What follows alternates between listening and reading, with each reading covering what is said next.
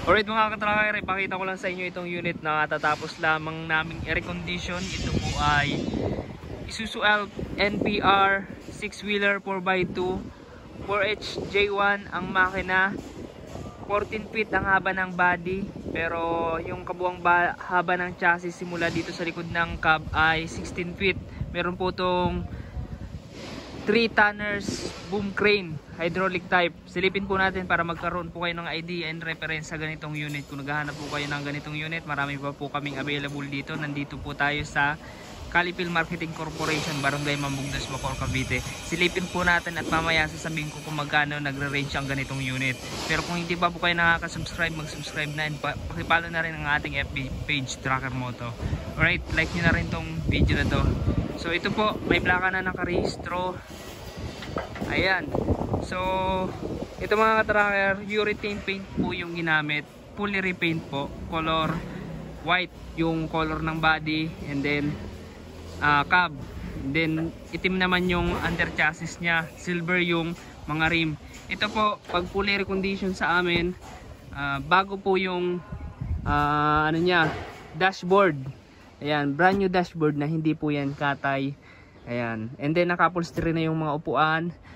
Ayan, naka-floor matting, hindi lang malinis pero i-dated pa po namin ito. May libre ng jack and tire wrench, and then spare tire remover.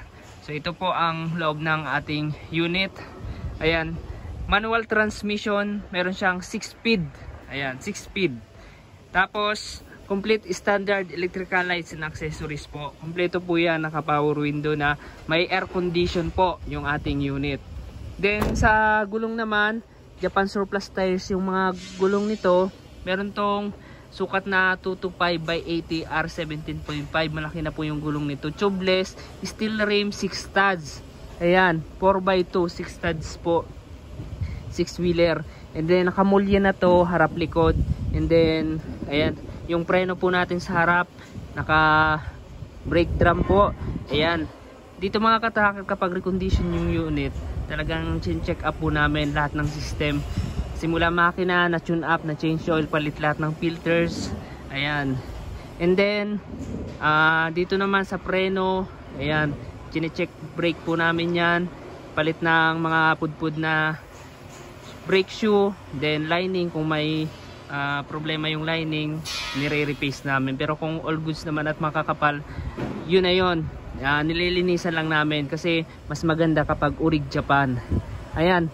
Sa transmission naman, clutch natin, binababa rin namin yan, pinapalitan rin namin ng clutch disc kapag pudpud na. Pero kung makapal pa, yun pa rin.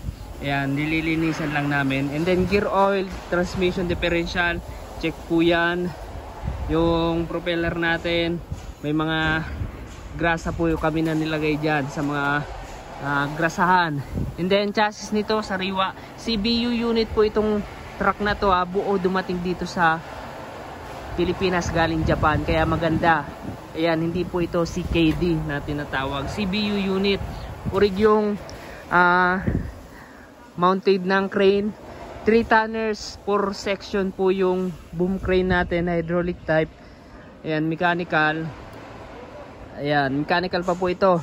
Maganda po pag original na nakakabit yung ating boom crane kasi naka-reinforce po yung chassis natin. So ito naman mga ka-tracker, 14 feet ang haba, halos 15 feet na nga to. Steel flooring na rin, pati yung sidings sa loob, steel flooring na. Urig Japan Surplus. Ayan, ito po yung likod. Ang ano po nito, chassis, ayan. Maganda yung chassis, BB chassis. Ayan, bakal, tapos kahoy yung soleras. Ayan mga ka-tracker. Tapos yung mga ilaw nito sa gilid, naka-LED clearance light na. Ayan, may mga dinagdag pa kami dito kasi ito dating walang guard. Nilagyan namin ng grills yung tail light. Tapos malaki na rin yung ano nito, yung toolbox nito. Dalawa yung toolbox na nakakabit. Ayan, toolbox. Meron pa dito. Yung lift spring po natin, may auxiliary po yan. Ayan, pang heavy duty. Brand new battery na rin. Ayan, brand new battery. Air cleaner, nirelocate na po yan. Bago na yung air cleaner natin. So talagang tune up po. Ito mga ka-tracker, Ayan. Ang makina niya ay 4HJ1. Ayan, maganda po yung ating dashboard kasi ano na, brand new. Saka gumagana yung mga radio. Complete electrical lights and accessories po talaga. Talagang kompleto na po kapag bibili nyo dito. Ayan, may warranty mga ka-tracker. Kapag recondition ang binili nyo dito, may warranty. Kaya garantisado yung unit na makukuha nyo. Alright, pero talagang chinecheck po namin yan. Tinetest drive po namin para nasa roadworthy standard kapag nilabas na. Ayan mga ka-tracker, itong ganitong unit ay may plaka na nakarehistro. Ayan. So ang mga unit po namin na available dito as is condition, saka lang po namin nire-recon kapag napili na ng client or kapag napili nyo na. Depende sa gusto nyong specs or pagkakayari. Kung anong gusto nyong kulay, pwede po yan. Naka-indicate na po yan sa magiging rehistro ng unit. Kung change color, pwede po. Ayan. So dito mga ka-tracker, ang paggawa ng or pag-recondition ng truck ay umaabot ng 3 weeks to 1 month. Pinakamatagal na. Depende po sa unit na ipapagawa nyo, ipapa-recon nyo. Right.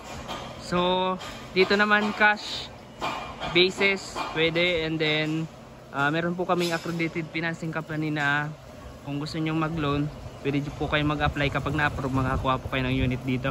Pero pag cash naman mga ka-tracker, down payment lang kayo ng 10%. And then upon releasing yung full payment, ayan, then kung gusto nyong lakad agad yung rehistro, ilipat agad sa pangalan nyo, down kayo ng 50%. And then kapag i-release na yung unit, lipat na yung pangalan ng unit sa inyo mga ka-tracker. Pero pwede naman 10% lang. Then kapag nilabas, ayan, magraran lang ng 1 week, maililipat din agad yung rehistro na nakapangalan na sa inyo. Ayan, dito ko lang matatapusin tong video na to. At yung presyo pala nito, makakalimutan ko pa, ang ganitong unit nagre-range po to ng 1.3M. Ayan, depende po sa mapipili yung unit. Pwedeng bumaba, pwedeng tumaas, at depende rin sa ilalagay po sa unit. Ayan mga ka-tracker, ganito kasi 6 studs na, tapos mahaba pa, tapos may boom crane. Talagang may mataas na presyo. Ayan, pwede namang ano lang, kung gusto nyong drop side, marami kami dito. Kung gusto nyong van, gumagawa rin kami ng van, fabricated van, closed van, wing van. Ayan, na pwede natin ilagay sa unit. Pero kung gusto nyong surplus, pwede rin.